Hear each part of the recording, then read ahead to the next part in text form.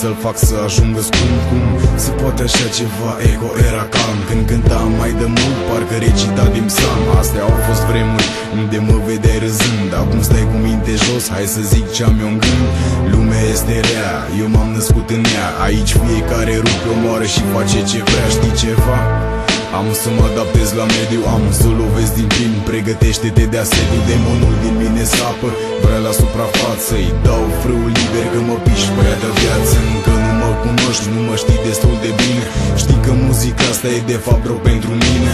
Dacă sunt praf sau sunt treaz nu mai contează. Fii pe fază pentru ceea ce urmează. Evorez orice crez, orice rulez, controlez orice vers, să pot să manipulez. Nu mă dau înapoi, accelerez, calculez tot ce lucrez, apoi stau și savurez. Devorez orice crez, orice rulez, controlez orice vers, să pot să manipulez. Nu mă dau înapoi, accelerez, calculez tot ce lucrez, apoi stau și savurez.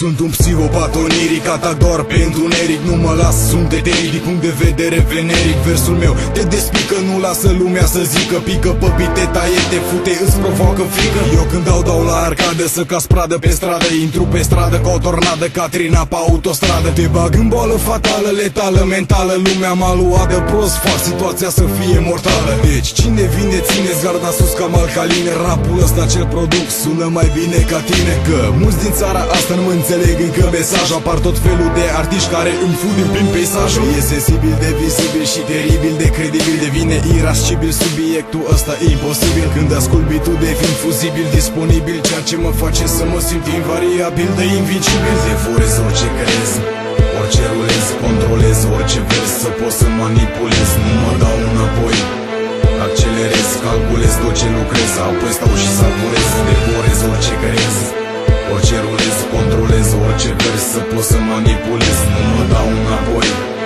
accelerez, calculez tot ce lucrez, apoi stau și